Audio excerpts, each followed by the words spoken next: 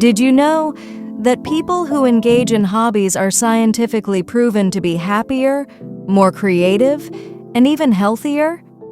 Yep, turns out that doodling in your notebook, planting a tiny seed, or baking cookies just for fun is actually good for your soul. And honey, I'm living proof. Hey, beautiful souls. Welcome back to English Podcast Show, and today's episode is Emma's Hobby Haven, the cozy little corner of the internet where passions bloom, imaginations run free, and every spark of curiosity is celebrated.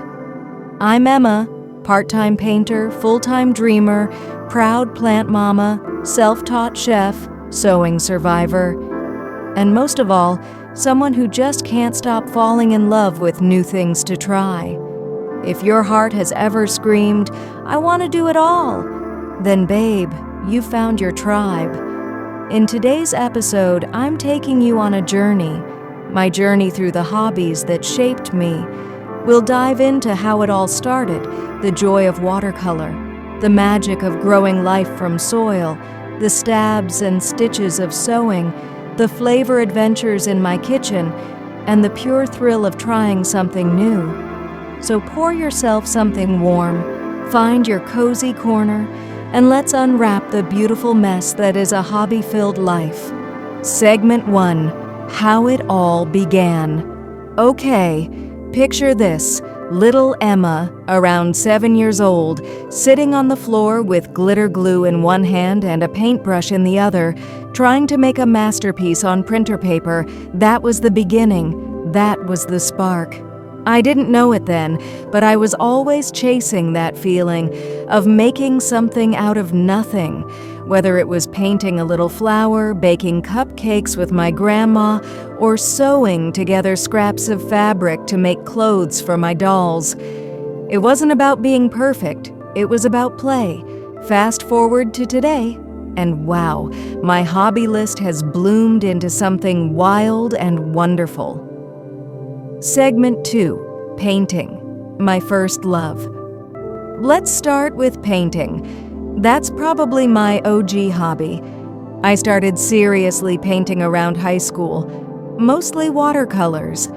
I love how unpredictable it is. You put color down, add water, and boom, magic happens. It's therapeutic for me, like meditation, but with brushstrokes. I still paint regularly, usually in the evenings, with some jazz playing in the background and tea in hand. Segment 3, Planting Trees and Gardening. A few years ago, I got into planting. It started with a tiny succulent I named George. Yes, I name my plants. No shame. That grew into a windowsill full of greens, and eventually, I started helping out at a local community garden. I even planted my first tree last year, a cherry blossom. There's something deeply humbling about watching something grow over months and years. It's a lesson in patience. And honestly, every time I see a new leaf sprout, I feel like a proud plant parent. Segment 4, Sewing, stitch by stitch. Now sewing. Oh boy, that's my work-in-progress hobby. I picked it up during the pandemic, like a lot of people. I started with masks, then tote bags. Now I'm attempting dresses.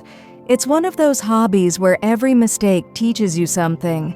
I've stabbed my finger more times than I can count, but nothing beats the feeling of finishing a piece and saying, "I made this." Segment 5, Cooking, creativity on a plate. Cooking is another favorite.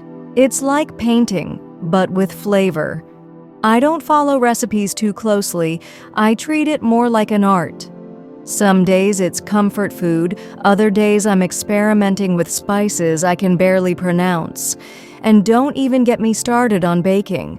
If you've never tried a cinnamon roll from scratch on a rainy Sunday morning, you haven't lived.